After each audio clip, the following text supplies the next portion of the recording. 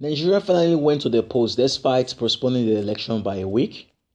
And when INEC actually said they want to host the election 23rd, there were many Nigerians who said, listen, they were not going to sleep.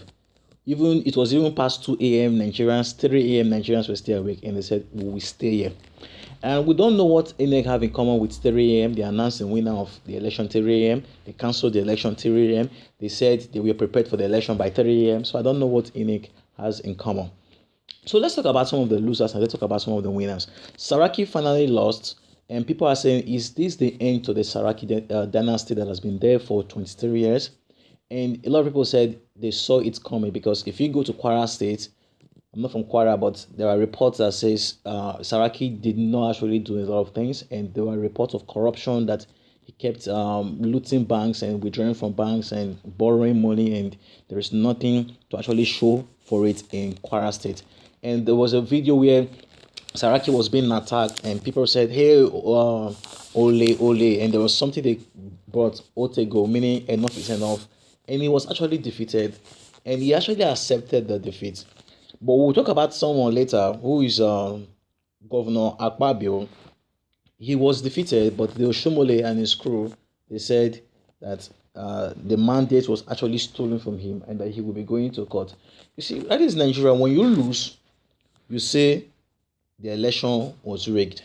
But if you rigged election and won, he will say those who cannot accept the pain of the pain of rigging. Oh, sorry, the pain of defeat should not be in politics. So you see Nigerian politics, there's much hypocrisy. When you look at the Nigerian political system, APC, there's something to write home about. PDP, there's something to write home about. These are people who are just juggling around.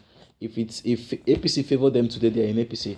If PDP favor them today, that is just the Nigerian form of politics. So let's go to another issue. So our brother Dino has finally won. Hearing song.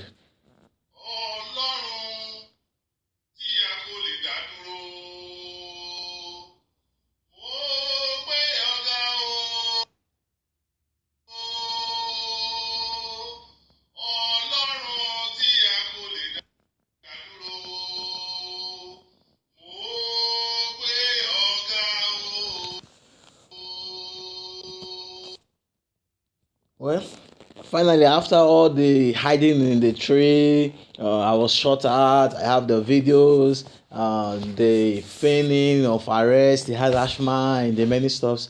He actually won. And like someone said, that there will be no shortage of political entertainment for the next 4 years.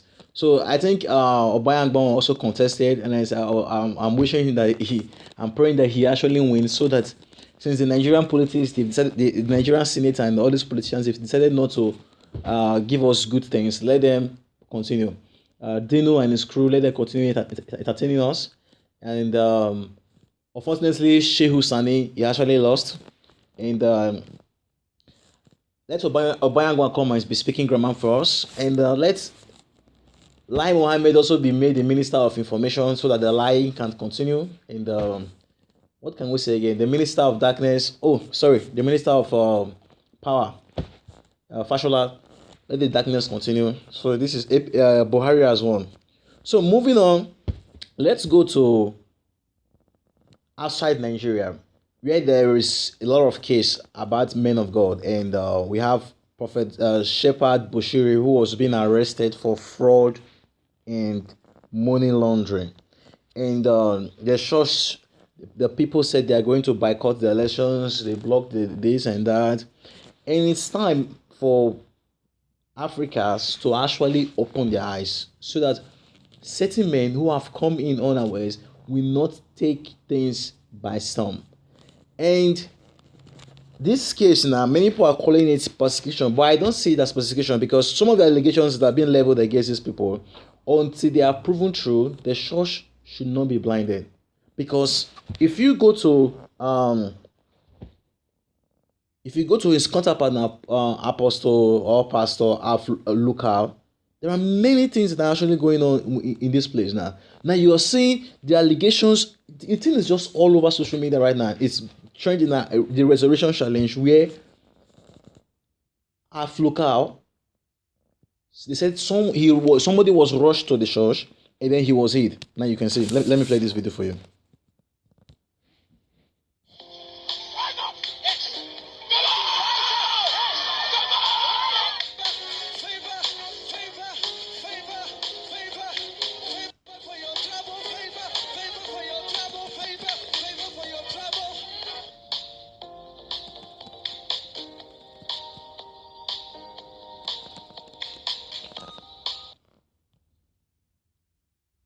And there are many allegations.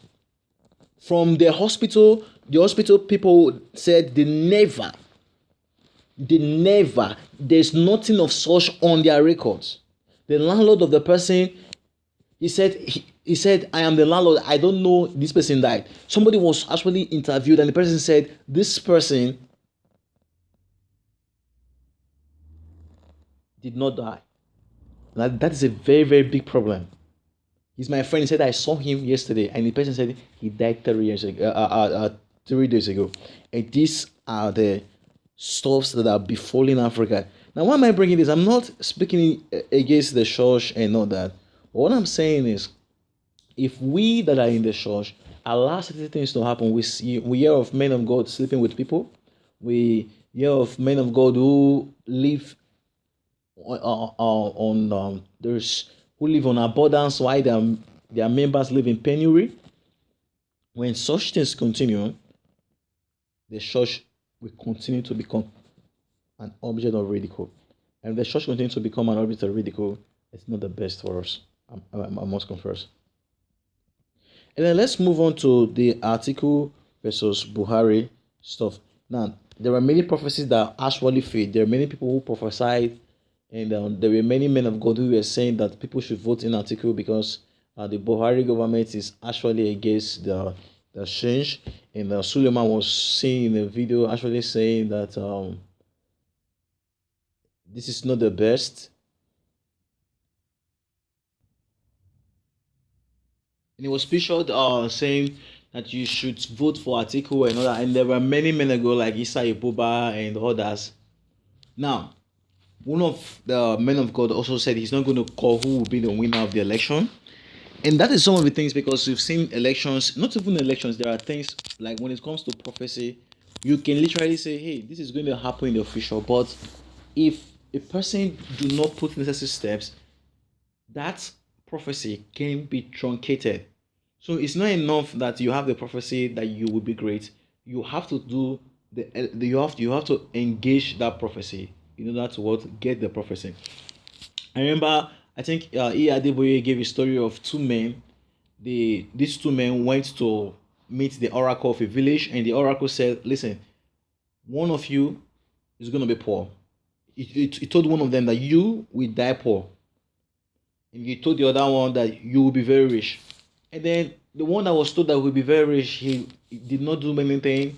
Every morning he will wake up and go and sit under a tree, and he will not do anything. And then the one who the oracle told that he would die poor, he said, okay, we've heard the oracle. Let me put in my best. Let me do everything. Let me plan. Let me work hard and all that. If I still die poor, I will know that that is my fate. That I did everything that I could, but it was just my fate. And at the end of the day, the one who was given a very good prophecy that he will be rich and did not do anything about it, he died poor. And then the other one became rich. So it tells you that it's not enough to say you will have a prophecy. No. Or something's going to come to pass. It's like you're prophesying that you are going to have a child. And a husband and a wife, you prophesy to your wife, you're going to have a child. And the husband is living in one part of the world, and you say you're going to have a child in the next 1 year. And then the husband is living in another place. They don't meet together. And how is that going to be possible? So sometimes we should not blame this man of God most of the times, because there is something that people don't understand, that prophecy can be changed. Like the case of Jesus, where Jesus was born, Jesus Christ is going to come and save the world, all the fine prophecies and all that. If the parents were not wise to have listened to the angel and left, Herod would have come and killed Jesus. You saw the desperation of Herod. Herod came and killed all the children that were 2 years and below. So prophecy has to be guided. So most of the times, we should not be too fast, especially on the internet. You see people who have no religious connection and who seek every single opportunity. They don't see the good things the men of God are doing. They only see the bad, and they always champion the bad cause. And such people should be very careful, because such acts are not very good. And then you have the inside the Atiku legal challenge. So Atiku is saying that he's not going to accept defeat. And that thing has actually aroused tensions. And that is one of the things that we have to actually. Yesterday, you see Abdul Salami and who is in the chairman of the National Peace Committee and other persons coming to talk with Atiku. Now, let's discuss this stuff in two ways. Number one, the election. What is Atiku up to after the election? Will he come and form a parallel government? Will he go to court? Or what is he up to? Let's look at the options before him. Number one, will he go to court? If he's to go to court, does he have evidence? If he has evidence, who will be the judges? Is it the panel that the illegal chief judge, which is Tanko Mohammed, is constituted? Is it the one that is presiding over? Is it the one that President Buhari and his cohort appointed? So if the court is a court that is, let's say, supposing there is an international court of, supposing there's an international electoral court, then you can say, okay, he can go to such court. But as long as the court is a court that is, the leaders, the people, all that they are appointed by the incumbent, forget about it. If you like breaking evidence. Let's say, for example, someone like Buhari. If we see Buhari before us now, that we see Buhari with a gun shooting someone dead, carry that case to Nigerian court, Buhari will not be sentenced to jail. I'm telling you, it does not matter the level of evidence. If it is before, you can know now. No. Let's reason it now. Let's reason it. If the man is the one who instituted the judge, he cannot. Then, in that case, will he form a parallel government? Is his ambition worth the lives of people? Will he not? Is he not better to accept defeat, though it's painful because you were robbed of your mandate, than to say, yeah, I'm the one that legally won, and whatever means, court or forming a parallel government, like it is in Venezuela now, whatever. And then people die in the midst. And then maybe the country is split. And these are the things. That is why we have to be very careful, we in Nigeria. When people are doing things with impunity, because PDP did it before, and we keep doing things with impunity, you keep stealing from people, people who are supposed to win, they are robbed, and you say that they're not going to do anything. I believe one day, if this thing continues, the country is going to go in flames. I strongly believe that.